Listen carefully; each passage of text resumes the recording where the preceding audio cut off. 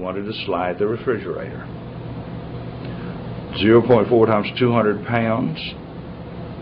This one ought to be not much to this one. The force necessary to make it slide is 0.4 times 200 pounds. You're not going to get it going with any other force than that. It's 80 pounds worth of force.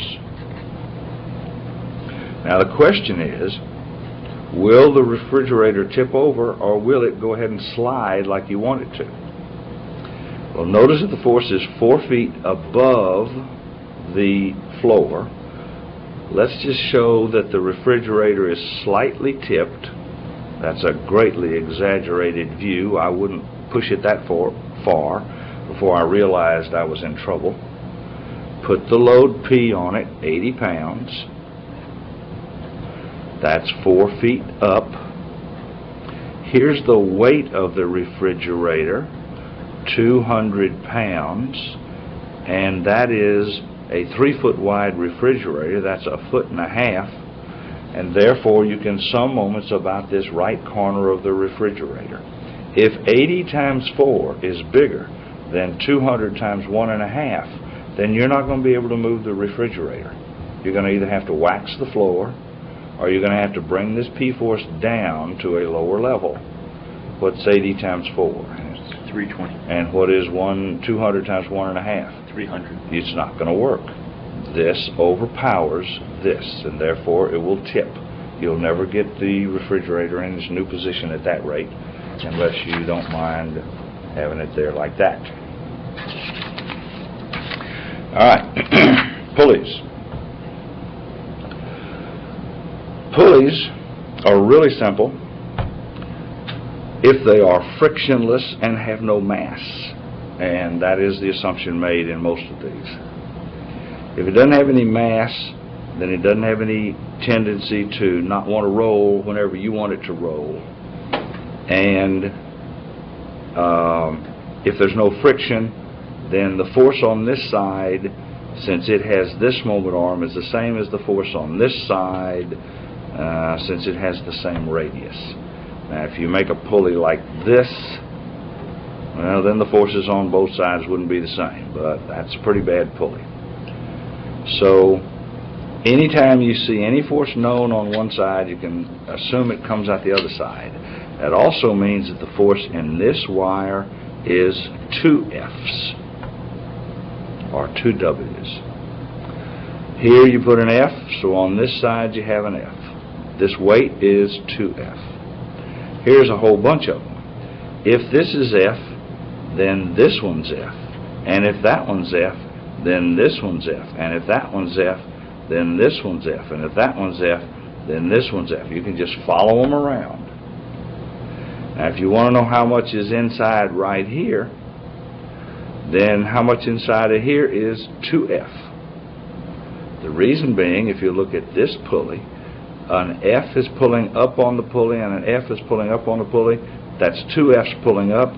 The pulling down on this pulley must be 2F. And all the rest of them work the same way. So, as an example, we have a set of pulleys, and let's just say that this thing with the handles on it here weighs 600 pounds, and I would like you to tell me how much tension there is in this rope right here. Well, if there's T in this rope, then there's T in this rope. If there's T in this rope and T in this rope, guess how much force there is in that rope? Well, you look at this pulley, you see T up and T up, it has to be 2T. Now you can check that further. If this is T and this is T, this must be 2T. If this is T and this is T, then this must be 2T. If this is T, then this must be T. That works out okay on this pulley here. You'll notice T down and T down. It's balanced by 2T up. And now then I can tell you what's holding up this can. This can is being held up by a T and a 2T. It's pulling down with 600 pounds. The tension in the rope is 200 pounds in the rope. So pulley problems are almost a gimme. Here's another one. If P is 80 newtons, how much does this block weigh? If this is 80, then this has to be 40, and this one has to be 40, because that's the only way these two can hold up this 80, half on each side. If that's 40, then this is 40. If that's 40, then this is 40. If those two are 40, then this one is 80. If that one is 80, then this one is 80. If those are 80, this is 160. This thing weighs 160 pounds. And here's one kind of like a real one. If the weight is 1,200, well, but I don't know how much comes on each end. Let's just start here. If this is T, that's T. If that's T and that's T, this is 2T. If that's 2T, this is 2T. If that's 2T and that's 2T, that's 4T. If that's 4T, that's 4T. If that's 4T and that's 4T, that's 8T. If this one's 4T, this one must be 4T, this one must be 8T, and 4T and 8T are holding up this block. 12T, 1,200, answer.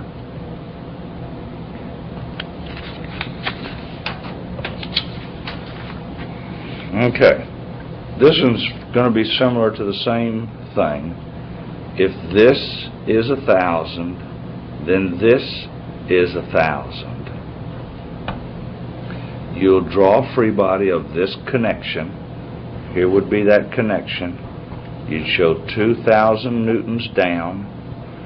You would show 1,000 newtons up at a known 45 degrees.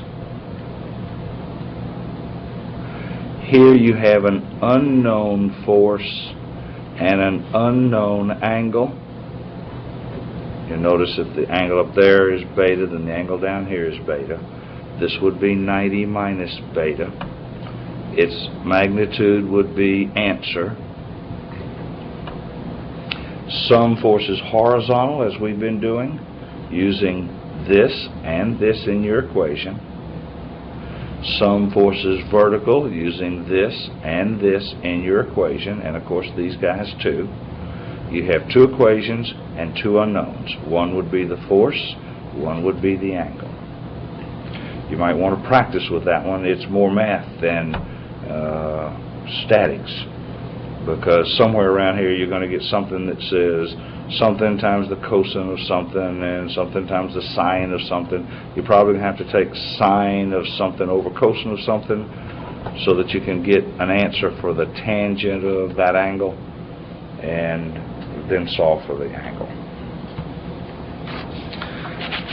Alright, friction also goes around pulleys.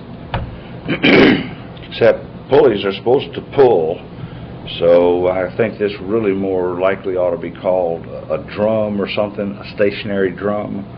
Every now and then you'll see they'll still say it's a pulley when it's locked up. It's not really a pulley.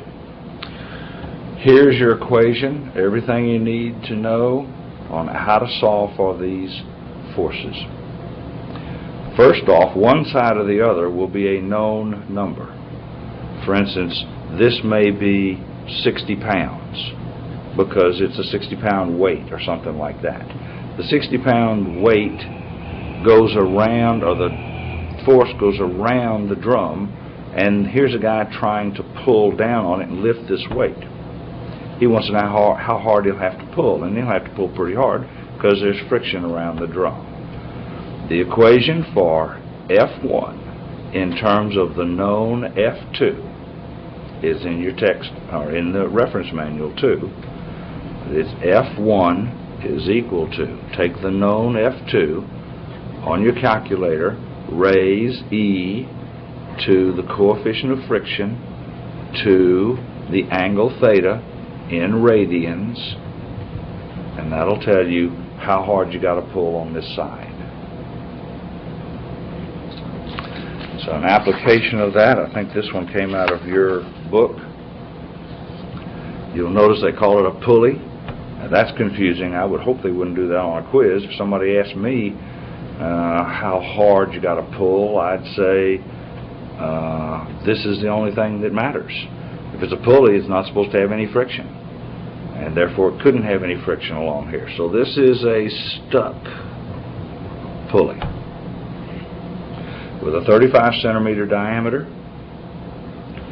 The equation for how much force F1 you have to pull on this block can be found, because you know the coefficient of friction is 0.58. You know the normal force is 150 kilograms, that's not a force, times 9.81 meters per second. That's now in Newton. Multiply that for me if you would. You'll notice I now put the friction arrow on there resisting motion. How much did that come out? 1472. Thank you. 1470 newtons. This friction force right here is 1470 newtons multiplied times 0.58 for the coefficient of restitution. That block will not slide unless you apply a tension force on the rope of 852.6. 850 newtons. Therefore, this has got to be 850. Now, the only question is how hard does this guy have to pull, since there is some friction around that drum? The equation is the same as before. F1 equals F2. F, in our case it's F, is equal to, which side are we on? We're on the, got to make sure which side you're on. I'll say F1 is equal to F2 times E to the coefficient of friction times theta. And we're on the loose side, and the loose side is the F2 side, so that's where we put this. So we put 850 right here. We can tell if we're getting the right side. If we got the wrong side in here, it won't be hard to tell, because it'll be easier for this guy to pull than it was for this to pull, and that's not just destined to happen. Alright, so we multiply 850 multiplied times E on your calculator, raise it to the 0.58 times, oops, now we've got to get theta here in radians. Well, he gave us theta, but he didn't give it to us nice. He gave us 60 degrees.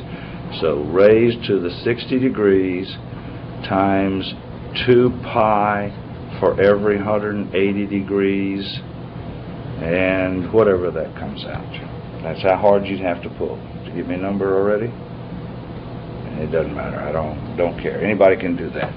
How big?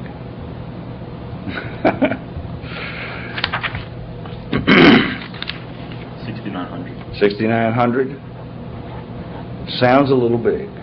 We could check in the book. The answer's in the book. Doesn't matter, but I don't care. But let me just say, well, it might be that big. But anyway, and newtons. Check that number. Looks a little big. Will the block move?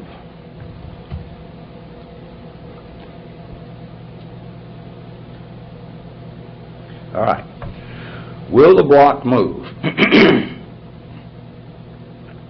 Well, the block will move if the big coefficient of friction has enough power to stop the 150 kilogram mass from unsticking between what's on his head and what's underneath him. So first off, let's take a look at the 100 kilogram mass.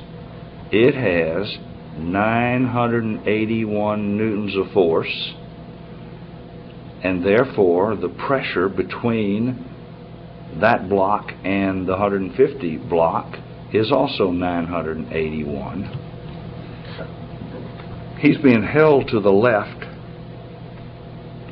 and since the 150 kg block is sliding to the right, the friction force on his bottom will be pulling to the right.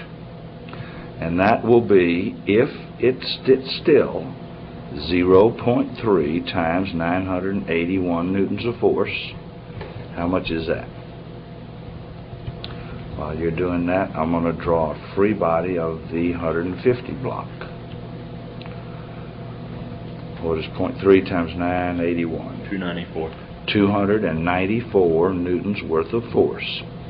That means on the top of the 150 block, there is also 981 worth of pressure on his head, and the friction force, since it's on the other side of this plane, will go the other way, and that is 294 newtons. That's if the block is just ready to break loose. Now, the block itself doesn't weigh 150 kilograms, weighs 150 times 9.81. This block weighs 1,472 newtons. And therefore, the pressure on his bottom is 1,472 newtons plus the guy sitting on his head, 981 newtons, for a total pressure between the lower block and the floor of 2,453 newtons. That means that in order to slip by being pulled with a force P of 900 newtons, the friction force would again be 0.3 times this normal force, 2,453, which is equal to 736 newtons. And if 736 newtons plus 294 newtons is bigger than 900 newtons, then 900 newtons won't break it loose. Is it? 1030. 1030? Okay. The answer is no. Now that's not likely, a question like that's not likely to occur on the quiz.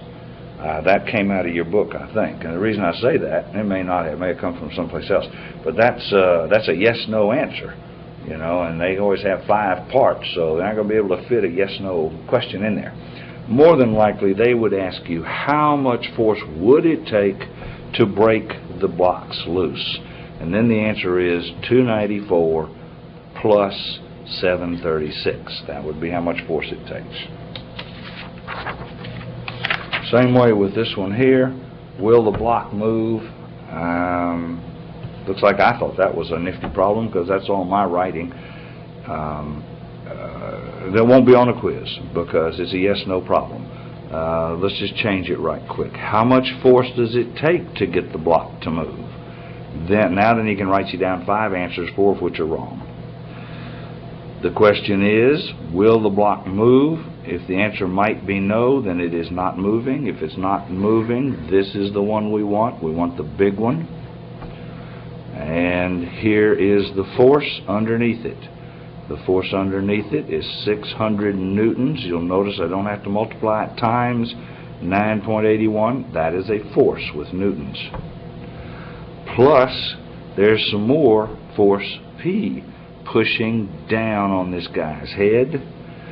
Since this is a 3, 4, 5 triangle, check it out, then 3/5 of P are acting down. If 3/5 of P is acting down,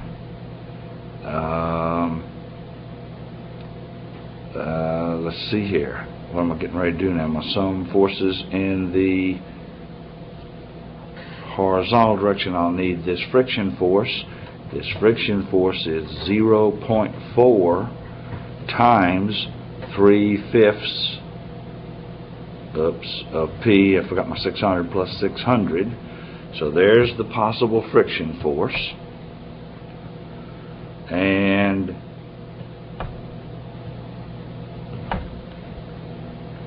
all let's calculate. We've already summed forces vertical here to get this. We used that fact to get the friction force. Here we're going to now sum forces horizontal. Sum forces horizontal is equal to 0 is equal to 4/5 of P acts to the right minus the friction force acts to the left, which is 0.4 times 3/5 of P plus 600. And one equation and one unknown, we ought to be able to solve for P. And that's what we were doing right then. See what was going on. Comes out 429 pounds.